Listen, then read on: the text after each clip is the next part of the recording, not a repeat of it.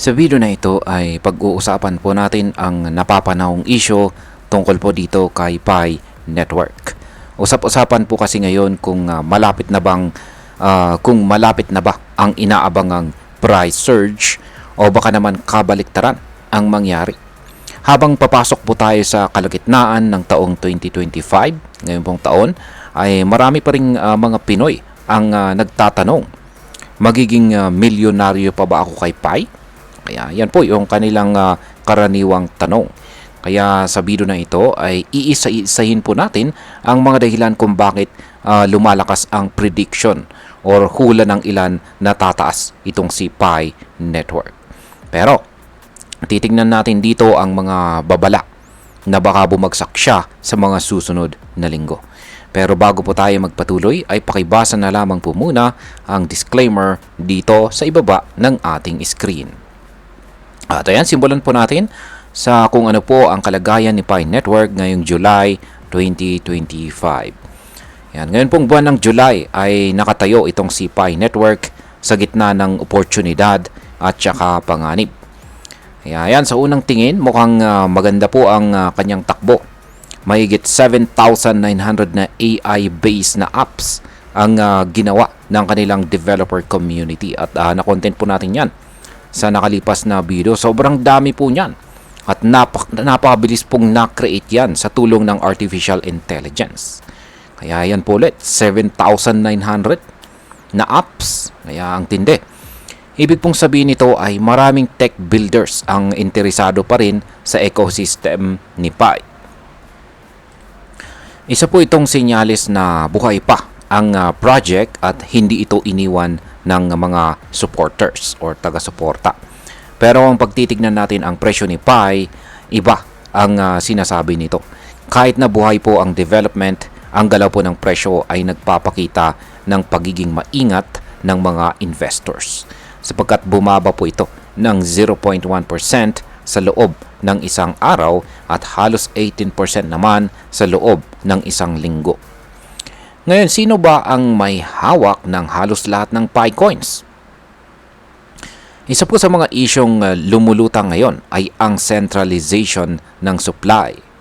Ayon po sa data, nasa 7 billion lamang po ang kasalukuyang umiikot sa supply ni Pi.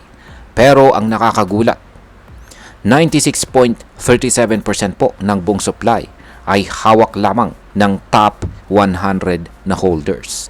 Ibig pong sabihin, ang mga whales at mga early adopters ang may malaking kontrol sa presyo po ni Pi. Kung bigla po nilang ibenta ang kanilang mga hawak, siguradong malalaking pagbaba ng presyo ang maari pong mangyari dito. Kaya yan po, yung isang babala rito. Ngayon ay ano naman po ang epekto ng nakaschedule na token unlock. Isa po sa mga pinakamalaking banta na kinakaharap ng ni Pi Network ngayon ay ang tinatawag po na token unlock. Sa buwang ito ng July, may naka-schedule po na 276 million na Pi tokens na maa-unlock. Katumbas po ito ng 3.7% ng kasalukuyang circulating supply. Kapag dumami bigla ang supply at wala pong sapat na demand, maaaring bumaba po ang presyo para itong pagdagdag ng produkto sa palengke habang wala namang maraming bumibili. Kaya bumabagsak ang presyo. Ayan, ngayon ay pag-usapan naman po natin dito ang tungkol sa community. Yan, social media popularity fails to maintain momentum. Yan, mas malakas ba ang community at gamit kaysa sa inflation ng supply? Ayan. Isa po sa pinakamalagang tanong ngayon ay kung sapat ba ang lakas ng community at ang dami ng apps na ginagawa para ma-neutralize ang epekto ng pagdami ng tokens. Maganda naman po ang community engagement, pero hindi ito sinasamahan ng real-world utility at saka strategic listings. Mahirapan pa rin po itong si Pi para na makaangat. Sa ngayon ay wala pa rin pong malinaw na signal kung kailan po siya malilista sa mga malalaking centralized exchanges tulad po ni Binance at saka Coinbase. Yan, sa social media buzz naman. Yan ay ayon po sa chart mula kay Sentiment. Yan, ito po yung chart na binahagi ng Sentiment. Nakaranas po ng pansamantalang pagtaas ng interest kay Pi nitong katapusan po ng buwan ng June. Pero ito ay panandalian lamang. Hindi po siya nagstay sa itaas. Sa kasalukuyan, ang social dominance ni Pi ay nasa 0.273% lamang. Mas mababa po ito kaysa sa ibang mga trending coins. Ibig sabihin, hindi pa masyadong kinukuyog si Pi ng retail investors sa social media. Ang interest ay reactive lamang. Kapag may balita, may ingay. Pero wala pang consistent hype na kaya magtulak ng kanyang presyo pataas. Yan, dito naman po tayo sa technical analysis. Yan, ano naman ang sinasabi ng technical analysis dito? Meron po tayong 4-hour chart time frame dito ni Pi Network USDT na trading pair. Yan, si Pi, ayan, itong nakalipas na July 2 ay umabot po siya sa presyong 0.4861. Pero bumagsak ito ng bahagya sa loob ng araw na ito at malakas ang kanyang binaba or malaki po ang kanyang binaba nitong nakalipas na 7 araw or 7 days.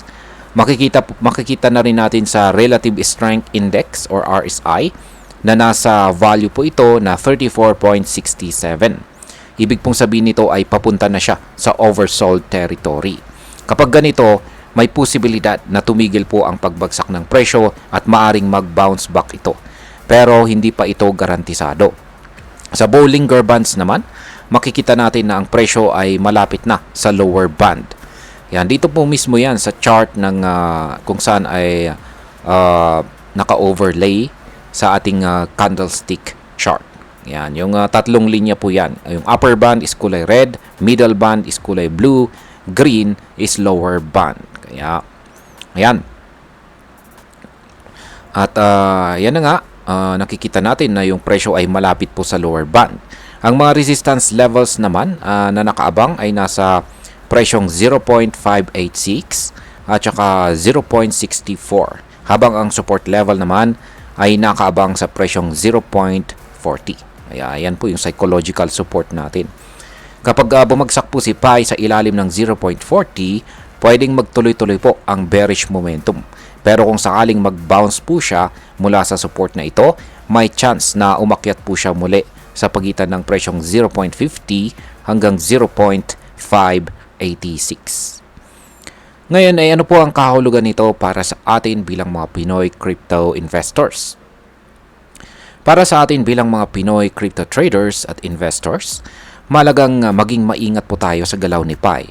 Marami sa atin ang matagal nang nagmimina ng Pi, kaya natural po na umaasa tayo sa magandang kinabukasan nito. Pero sa kasalukuyan, kailangan po nating harapin ang katotohanan. Maraming uncertainty ang umiikot sa project na ito. Hindi pa po malinaw kung kailan magiging tunay na listed at saka tradable si Pi sa mga major exchanges. At habang wala pa itong mass adoption, magiging mahirap umasa sa mabilisang pagtaas ng presyo. Bukod dito, ang token unlock, pagbaba ng social media buzz at centralized supply ay mga red flags na dapat po nating bantayan. At bilang panghuli, ang masasabi ko naman tungkol dito sa future ni Pi Network ay si Pi Network ay may potensyal. Lalo na kung tuloy-tuloy ang development ng AI apps at makakakuha po sila ng malaking partnerships sa labas ng kanilang sariling ecosystem. Pero kung patuloy na hawak lang ito ng iilang tao at wala pang listing sa major exchanges, mananatili po itong isang speculative asset. Hindi masamang umasa, pero mas mainam na maging realistic po tayo. Kung nagmimina pa rin po tayo ay okay lang. Pero kung balak mo pong bumili ng Pi mula sa mga third party platforms, ay isipin mo muna ang mga risk na maaring maging kaakibat nito. At ayun, hanggang dito na lamang po tayo sa video na ito mga ka-crypto. Marami pong salamat sa panunood. Ingat po tayo lagi at God bless po sa ating lahat.